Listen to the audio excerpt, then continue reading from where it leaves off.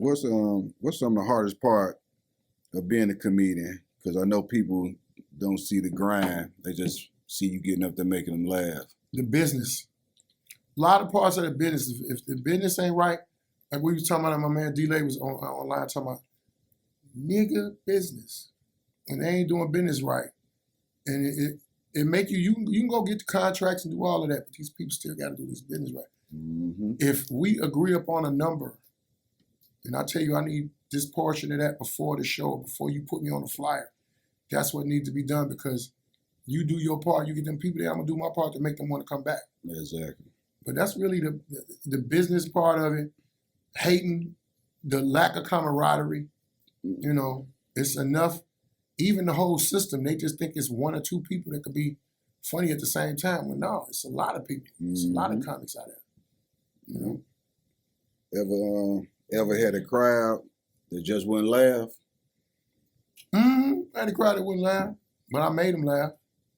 But it was you ain't gonna get everybody. No, you definitely ain't. And then it depends on what it is. Some people come to laugh. Some people come to laugh. Some people need to laugh. Just like you got those two groups of people. You got people that want to come and not laugh. Just be there. There's people that will get up like, he ain't funny. Have you heard him? I can just look at him and tell he ain't funny. Because there's some people that look at you and be like, oh yeah, I can tell you funny. Right. But it's just some mean-spirited people that come out, and I'm like, them people need to be locked up. Them people don't never need to be outside. I kind of know, if I know that's what I'm dealing with, like I said early on, right. You got to know your crowd. If I know that crowd, I'm gonna get me enough people to laugh to be satisfied. I know you got a bomb story, so tell us when you bombed on stage. Shoot, I told you about that Minnesota thing. That Minnesota? The Minnesota thing. And I think another time I bombed. I ain't bombed that much, and I'm not saying that just to be lying. I ain't bombed that much. I might have bombed in my whole 30 years 3 times.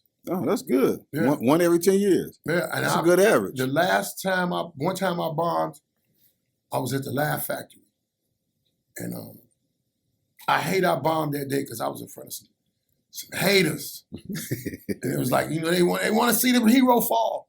But I was talking about when one of the other comedians, that's my boy, M-Dubs, Marvin Phipps, we was on our way back from St. Louis. Mm-hmm. And I was talking about how he ran into a deer and tore my truck up. So I was so mad about it, that's what they got on stage. They didn't get the humorous side of it. Right. And I didn't realize that till later on, till I saw the video, like, oh, I seemed like I was mad.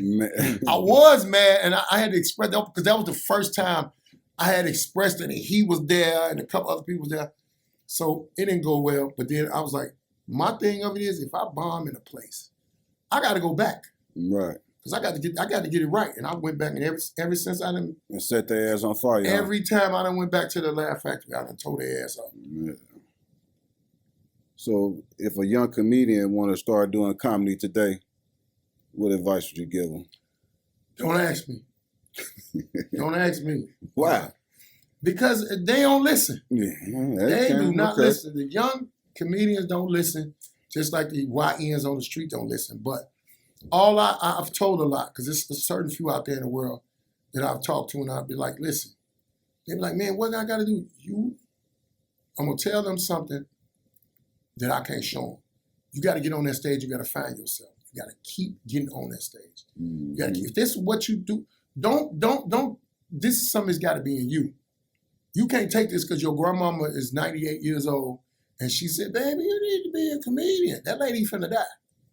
She's finna be gone. Why would you listen to her? This man here. She got one summer left. This man here, man. I'm telling the truth. He never step out of character, does he?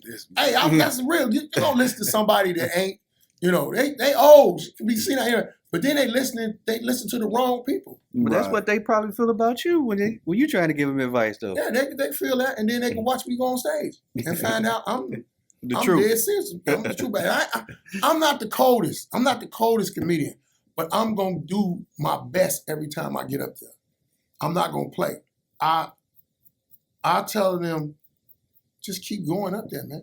Yeah. Because that's all you can do Yeah. is keep going. You know, they say you do so many times you a professional. I don't know how many 100 times you got to do it, but that's how many times you got to get up there and do that. Mm-hmm. You gonna bomb. Everybody gonna bomb. Now, the worst thing is to bomb in front of me because I'm gonna roast you about it. I'm gonna haze you about it because that's what was happening to me. I bombed. Oh, no, I'm going to tell you the worst time I bombed. I forgot about that. The worst time I bombed, I don't even know if that was the worst time, but I was in front of the wrong people. It was Damon Williams' show. We was doing auditions for Bad Boys. That's why y'all never seen me on Bad Boys. Mm-hmm. Now before this audition, I had been knocking them out the park. We get there, everybody was still in Chicago. All the names are gone. You get D. Ray, Tony Schofield, Leon Rogers, Kenny Howe, Tony Schofield, them some of my mentors, George Wilburn, mentors. Mm-hmm. All of these dudes there. And so many comics. Corey Holcomb was there. Everybody was there for this audition. I know I'm finna go up there. I'm finna kill. For Bad Boys, the movie? No, Bad Boys, Puffy, Bad Boys coming. Oh, okay. Man, I got up there.